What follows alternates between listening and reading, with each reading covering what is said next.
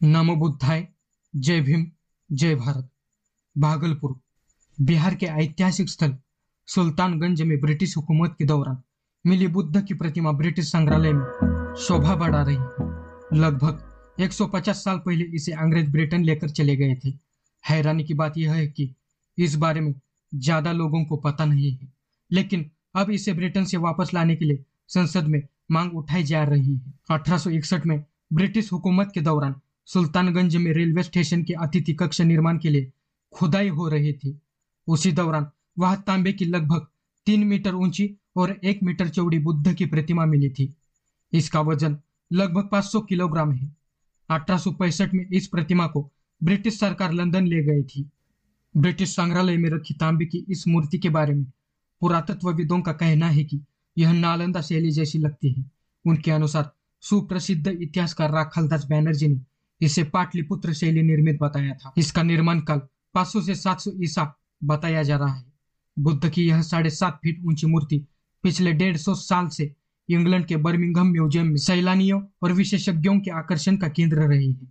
यदि 1861 में बिहार के सुल्तानगंज से इस मूर्ति को अंग्रेज अपने साथ न ले गए होते तो आज यह बिहार के गौरवशाली इतिहास का हिस्सा होती। अब इस प्राचीन बुद्ध मूर्ति को बर्मिंघम बुद्धा के नाम से पुकारा जाने लगा है। इसमें गौतम बुद्ध खड़े हैं और उनका एक हाथ अभय मुद्रा में है। इसे बर्मिंघम के उद्योगपति सैमुअल थॉर्टन ने तब 200 पाउंड में खरीदा था और फिर इसे बर्मिंघम म्यूजियम में रखवा दिया था। ब्रिटिश संग्रहालय, जो ब्रिटेन की राजधानी लंदन में स्थित है, दुनिया के सबसे महान मानवीय इतिहास और सभ्यता के संग्रहालयों में से एक माना जाता है। इसके स्थायी संग्रहालय में 80 लाख से अधिक वस्तुएं हैं जो हर महाद्वीप से लाई गई हैं और मनुष्य जाति की शुरुआत से आज तक की संस्कृति की झलकें दिखाई देती हैं। रेलवे इंजीनियर ईबी हैरिस को सुल्तानगंज में खुदाई के दौरान बुद्ध की उक्त खड़ी कांस्य मूर्ति के अलावा 3 अन्य महत्वपूर्ण बुद्ध मूर्तियां और भी मिली थी। इनमें से 2 बेसाल्ट पत्थर से निर्मित खड़ी मुद्रा है। इन 2 खड़ी मूर्तियों में से एक कमल पुष्प पर अग्निशिखा प्रभा मंडल में संयुक्त है, जिसका दाहिना हाथ वरद मुद्रा में है और बायां हाथ घुटने टेक के मैत्रेय के सिर पर है। यह मूर्ति ब्रिटिश आर्ट म्यूजियम में संग्रहित है। बुद्ध की दूसरी खड़ी मूर्ति के पिछले हिस्से में एक स्तूप का रेखांकन है, जिसके नीचे बौद्ध संदेह उकेरा गया है, जो गुप्त लिपि की विशिष्टताओं से युक्त है। यह मूर्ति सैन फ्रांसिस्को के एशियन आर्ट म्यूजियम की शोभा बढ़ा रही है। सुल्तानगंज की कांस्य बुद्ध मूर्ति के साथ मिली तीसरी मूर्ति बुद्ध के सिर की है, जिसका शिल्प सारनाथ बुद्ध के समरूप है। इसके बाल घुंघराले हैं तथा ललाट पर बालों का गुच्छा बना है, जो अत्यंत आकर्षक है। यह मूर्ति लंदन के विक्टोरिया एंड अल्बर्ट म्यूजियम में संग्रहित है। इन महत्वपूर्ण सामग्रियों के अलावा यहाँ से बौद्ध मान्यताओं में अति पवित्र माना जाने वाला 7 रत्नों से भरा घड़ा, बुद्ध की टेराकोटा मूर्तियां, टूटे बर्तन, चैत्य की लघु आकृतियां, बौद्धशील आदि भी मिले हैं। रेलवे इंजीनियर हैरिस द्वारा सन 1858 में बुद्ध मूर्ति की प्राप्ति के 21 वर्षों बाद 1879 में अलेक्जेंडर कनिंघम सुल्तानगंज आए थे तथा उन्होंने यहाँ पुरातात्विक सर्वेक्षण और खुदाई के काम करवाए थे, जो उनकी आर्कियोलॉजिकल रिपोर्ट में प्रकाशित भी हुए हैं।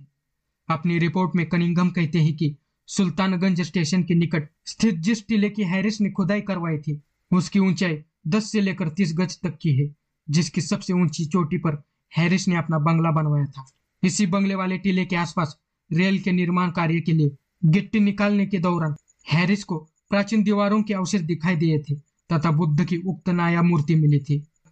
बाबू राजेंद्र लाल का अनुमान है कि सुल्तानगंज एक समय में अति प्रसिद्ध बौद्ध स्थल रहा होगा, जहां बड़ी संख्या में श्रद्धालु आते होंगे, लेकिन बदलते समय के साथ इसका प्राचीन गौरव इस हद तक समाप्त हो गया कि इसका अपना असली नाम तक भुला दिया गया था और यह आज मुस्लिम युग में रखे गए नाम से यानी सुल्तानगंज के रूप में जाना जाने लगा। इस तरह सुल्तानगंज की कांस्य यानी ब्रांज बुद्ध मूर्ति जहां पूरी दुनिया में अपने आप में अनूठी है, वही वहां पर मिले पुरातात्विक धरोहर भी अत्यंत महत्वपूर्ण है। आज सुल्तानगंज बुद्ध मूर्ति Birmingham museum and art gallery की शोभा बढ़ा रही है, जो वहां का एक ब्रिटिश प्रदर्शन माना जाता है और उसे फैद गैलरी नामक विशेष स्थान पर रखा गया है। सुल्तानगंज बुद्ध मूर्ति के सम्मान में बर्मिंघम में सालाना उत्सव आयोजित किया जाता है।